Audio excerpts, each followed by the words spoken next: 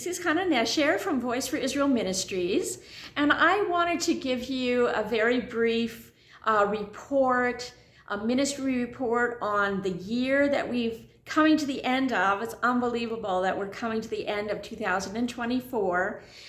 So I wanted to share just a little overview of the year, and I also wanted to say thank you so very much, Toda Rabbah, because I could not have done any of this without the grace of God and the prayers and the financial support that you have given to this ministry. So thank you so much. May you receive your full reward from the God of Israel, under whose wings you have taken refuge. I don't take it for granted, and I'm really so thankful. So I want to share with you a little bit, just some highlights from the year. So first of all, we were still kind of reeling from the attack that happened at the end of Sukkot, at the end of Feast of Tabernacles, going into the new year of January 2024.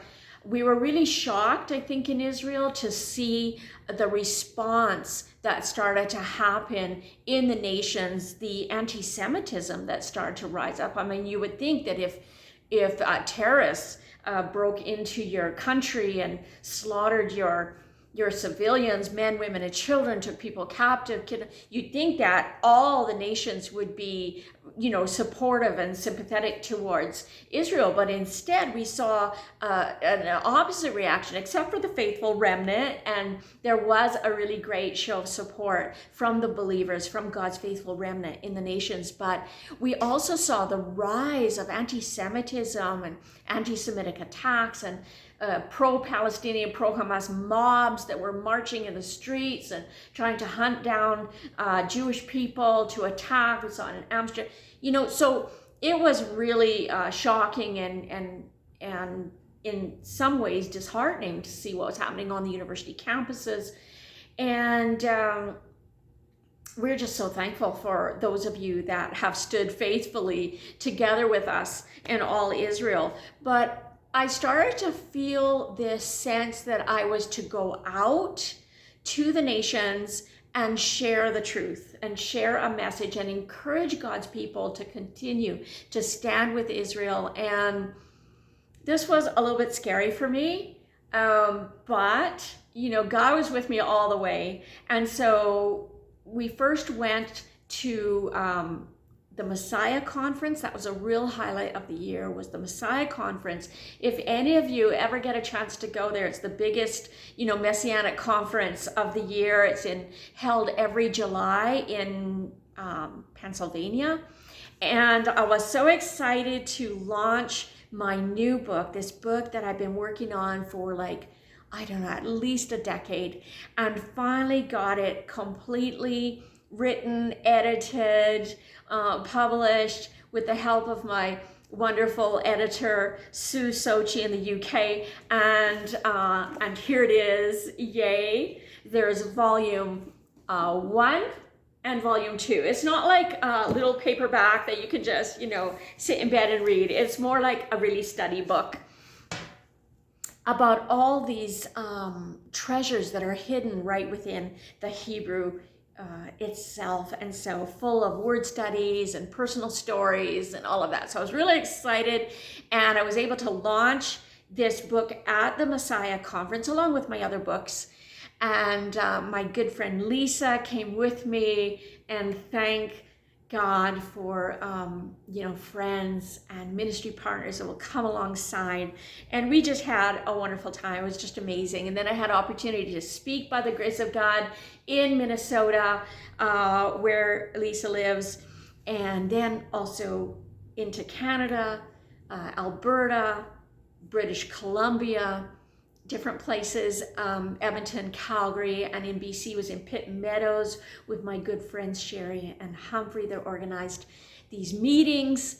And it was just amazing. It was just felt so good to be out there speaking the truth, sharing, and to see that people were really engaged and really supportive. And I was so encouraged to see that support. And there was a Blessings Release Conference with the Indigenous peoples of Alberta through Shepherd's House.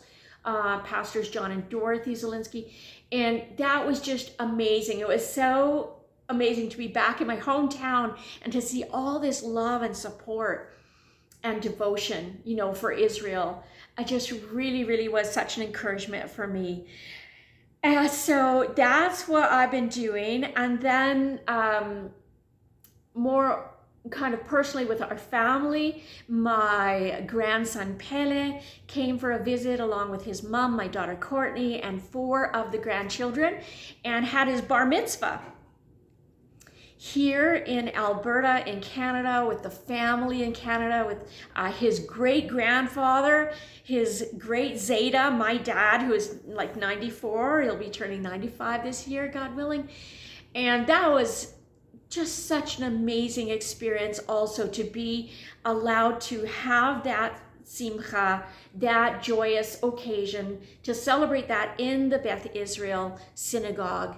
And really the rabbi and the elders were in tears to hear Pele talk just about how the light overcomes the darkness. He's just spoke beautifully, and we saw that the people were so supportive of Israel, and it was just an amazing time. Wonderful to have them visit, hard to say goodbye. They're back in Israel now. And also wonderful, the birth of my new granddaughter, another granddaughter. This makes 10. Esther Rose, beautiful name, beautiful little girl. Oh, we're so blessed. It's such a miracle for my daughter Liat and her husband Janai to have this little girl. And then also my eldest grandson, Aden, has just entered into the IDF, into a combat unit, and is starting his training. And so we just really appreciate you keeping all of our family and our ministry in prayer. Looking forward to 2025. We're excited to see what God is going to do, even more, to see more and more of his goodness in the land of the living. And I am really looking forward to my return to Israel, especially for a very special occasion. My youngest son, Aviad, has become engaged to the young woman that he met at a believers conference, an army believers conference. They were both in the army. And how wonderful, how wonderful. Thank you so much for your prayers for all of us. I am looking forward to being back in the land and hopefully even resuming our Zoom Torah studies, and really having this online discipleship program that anybody can join in, ask questions, we can talk together, pray together, and I will be basing it on this book. We will go through it chapter by chapter, week by week, and I will let you know for sure when we are going to be starting that again. So thank you for your prayers. Also for the return of the hostages. It just seems like we're closer than ever right now. And also, of course, for peace, shalom on Israel. So that's it. I don't want to make this too long, but thank you so much for your faithfulness in prayer and in support for our family, for our ministry, and for all of Israel. Shalom, shalom, and I hope to talk to you again soon.